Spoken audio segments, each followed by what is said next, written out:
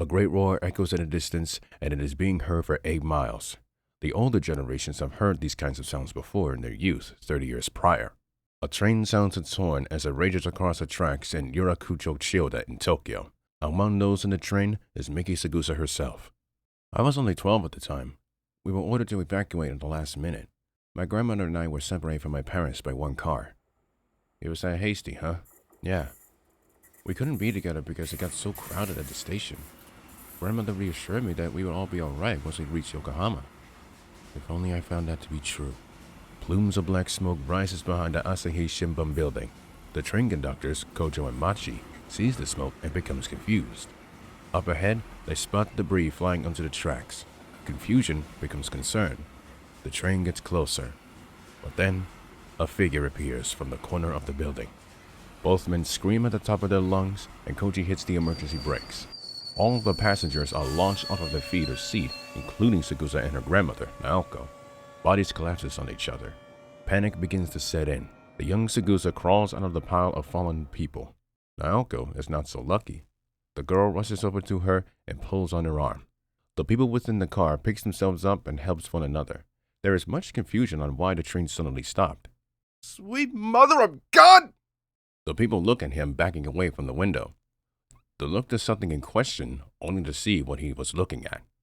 Saegusa absorbs what the people are terrified of, but all that she can see is rough, charcoal-black skin and a giant leg. Tiny explosions ruptures everyone's eardrums, accompanied by clanging sounds. The young girl looks ahead at the door window. She lets go of her grandmother's hand and rushes over to it. She peeks through into the train car in the front. The people inside of it are panicking and scrambling. Some even leap out through the broken open windows. Her parents, Mitsuri and Motoyoshi, reaches the door on the other side. The three lays their eyes upon each other. They place their hands on the glass window, with Miki doing the same. They scream at the young girl, but the other people's screams is making it very hard for their daughter to hear. Giant sharp claws rips through the car like pieces of paper. The parents looks behind them and embraces one another. They look back at their daughter still standing at the door window. They place their hands on the window once again. Mitsuri says something to her. This time, Miki was able to understand it. I'm sorry. I felt like my heart sank the moment she said that. The front car begins to lift off the tracks. As it rises, it tilts to a 45-degree angle. The people's screams in both cars grows even louder. They grab onto anything for dear life. In both cars, the people slide to the other side. Some are unfortunate to be crushed by the weight of others. In the second car, the people are screaming and pleading to the passengers in the third behind them to let them in. As the car races up to 70 degrees, Miki loses her balance on her legs. She holds on to the door handle. Fear now takes over. Miki, slide down, honey. I'll catch you. The others joins her, pleading to the young girl to slide down. Miki takes in deep breaths and closes her eyes. Then, she lets go of the door handle. Her body slides on the elevated and angled train car floor. Naoko and the others spreads out their arms to catch her. Suddenly, there is a loud, clanging snap. Everything falls silent for a second. Miki opens her eyes and looks back at the door. Looking through the glass window, there is nothing but the dark reddish sky. Her body suddenly becomes weightless. She looks over to the side window. A realization dawns on her. She braces herself for the coming impact. But it is too late. The free-falling train car slams back on the railway. Miki's body slams onto the floor with a sickening thud. Her head bounces like a basketball. Then, her body lies motionless. Miki! Miki! No response. She is knocked out. Naoko crawls over to her unconscious granddaughter. Suddenly, the train car loses its balance. It slides off to the left and topples off of the tracks to the concrete road. The edge of the car slamming down busts open the door. Miki's body slides out of the door onto the cold, hard road. I could barely move once I got on the solid ground. I opened my eyes and it was all a blur. I was in so much pain. My head felt something sliding down through my hair. I was surprised that I could even barely breathe at all. But then, I saw something that I'll never forget. Godzilla, 80 meters in height, with the dinosaur-like face staring back at the train car in his hand. Miki musters the strength to get to her knees. She stares back up at the massive kaiju. Suddenly, he roars. She covers her ears. The sound renders her unable to hear anything. Then, The beast takes its first step. The impact creates a small quake powerful enough for the little girl to feel it. She looks to the Asahi Shimbun building. She forces herself to stand to her feet. As she attempts to run, she topples back on the ground because of Godzilla's footstep. She crawls on all fours to the side of the building. Each step that the Kaiju King takes is making it more difficult for her to move. She reaches the sidewalk and stops in the very middle. She perches herself up and takes in a deep breath. She is in so much pain to move anywhere else. She looks up, watches, and waits for the Kaiju to pass. Suddenly, the Kaiju tosses the train car from his hand. Miki cries out to her parents who are still inside. Her hearing is a little muffled as she screams at the top of her lungs. She can also hear the muffled screams coming from within. The car crashes back down to earth to a sudden silence.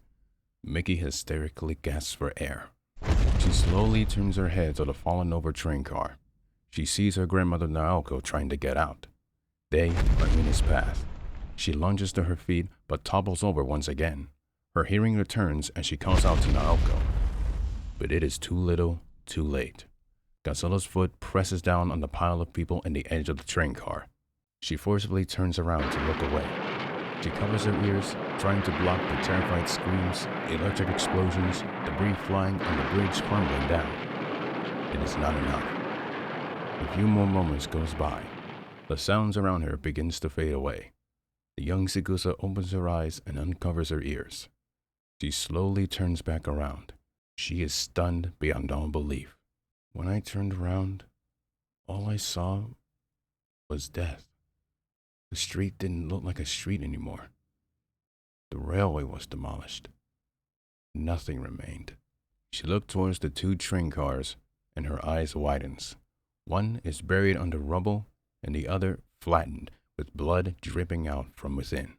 Saegusa falls to her knees and breaks down into tears. I felt like the whole world around me wasn't like how I saw it before. It was all my fault. I couldn't do anything.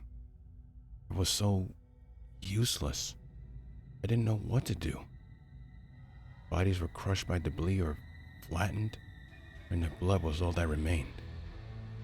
It was as if I was looking at death itself. I wanted to vomit. She hears the distant roar of Godzilla as the beast walks away from the area, like a tornado destroying everything in an urban neighborhood. I watched that kaiju get further and further away. My mind felt so blank. But there was one thing. Avenging those that fell, and discovering a way to kill him.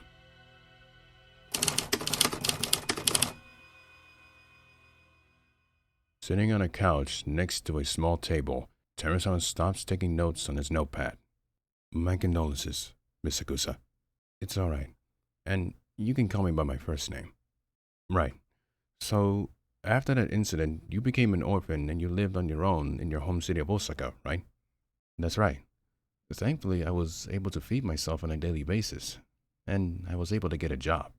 When did you start to notice that you were becoming an Esper? In 1988. It was in high school when I was getting bullied so relentlessly. I didn't know what happened. I just snapped. I nearly killed someone with my telekinesis. I didn't get near anyone after that. I was so scared to use my powers that I didn't know what to do with. One would think to study and practice their power once one is discovered. You know what? That's what happened throughout 1989. But there was a reason why. Godzilla? I was helping out a friend of mine who eventually became my teacher and a scientist named Dr. Shiragami. And then...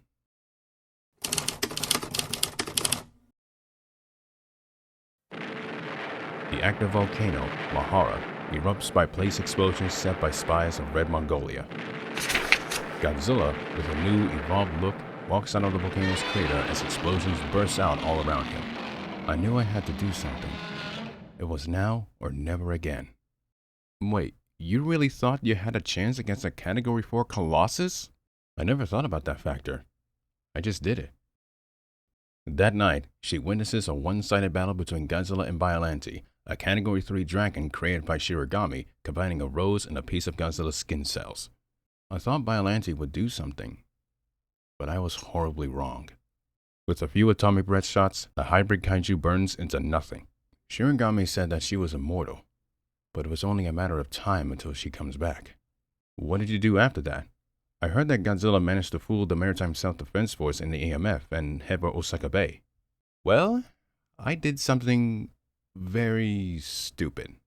On February 8th at 4 o'clock p.m., Saegusa and her friend and teacher, Asuka Okachi, arrives on the platform of the Kansai International Airport construction base.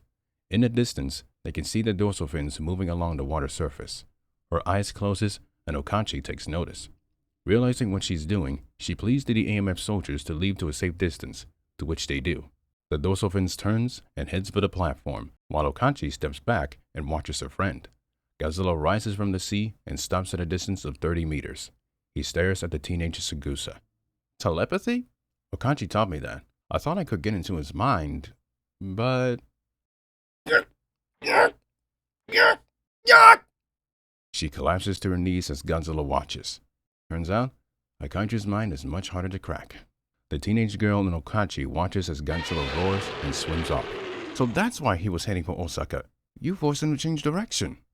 I think he was heading there regardless. Aside from that, there was one thing I had to do. Was it stupid? Beyond stupid and risky.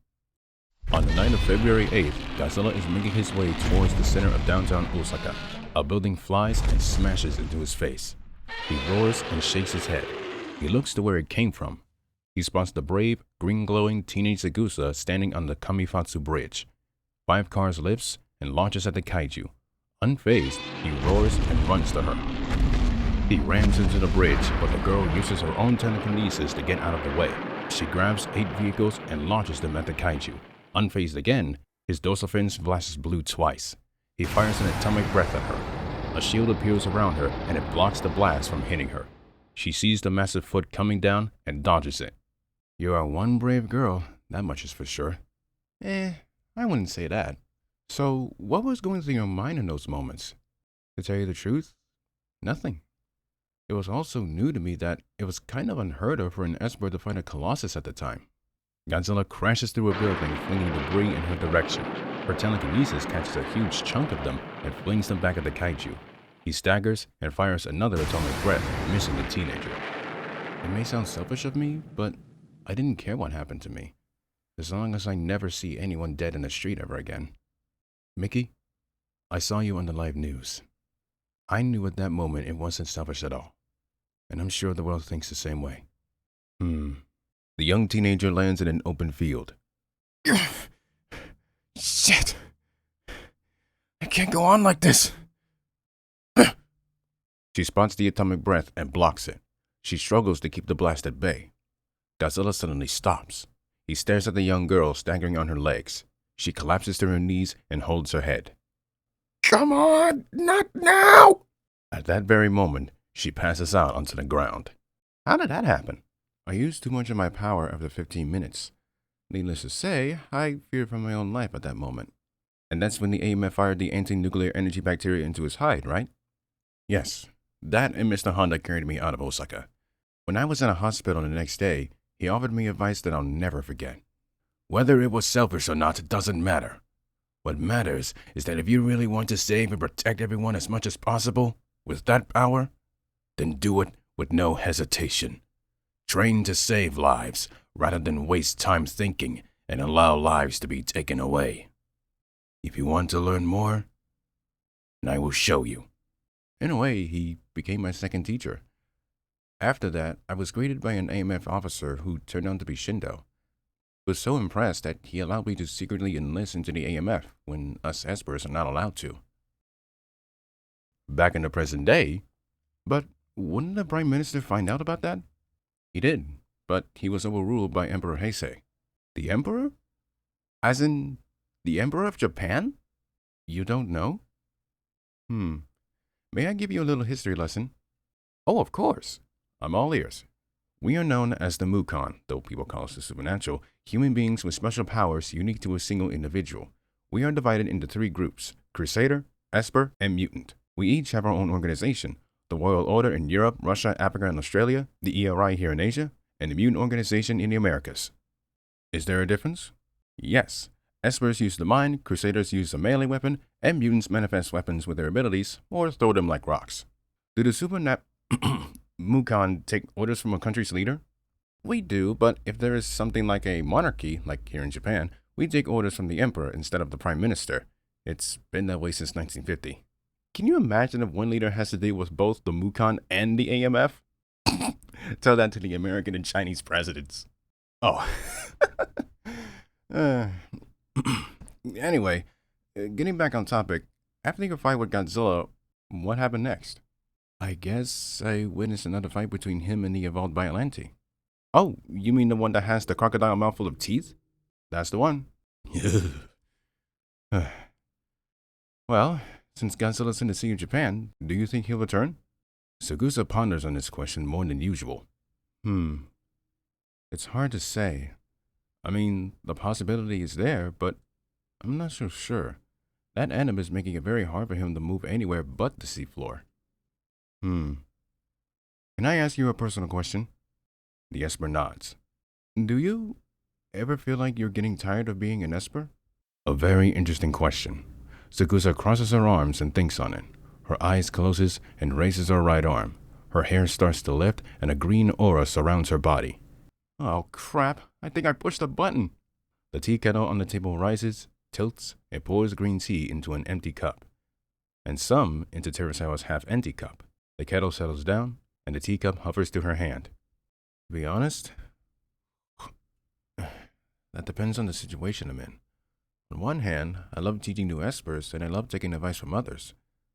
On the other hand, I still have that fear of killing someone with my power, like back in high school, or using too much of it would cause my body to collapse automatically. So it's a difficult life, huh? Miki nods her head at the reporter. She places the cup back on the table and stands up from the couch. She walks past Teresawa towards the window. She looks at the site of Tokyo Tower and the buildings around it. Teresawa, it's hard to believe if Godzilla would return. I have this strange feeling that he doesn't want to come back. Why do you say that? She places her hand on her head. When I briefly got into Godzilla's mind, I saw something ancient. Ancient? The pager in Teresawa's suit pocket goes off. Ah, man. I guess time's up. She turns around and watches him as he puts his notepad, pen, and tape recorder in the briefcase. Sorry that our interview was cut short. Oh, it was no trouble. I enjoyed your company. It was a pleasure talking to you, Miki. Take care. Saegusa smiles and bows her head. The reporter returns a bow and leaves the room. He walks down the hallway and thinks back to what she said. Godzilla? Ancient? What does she mean by that?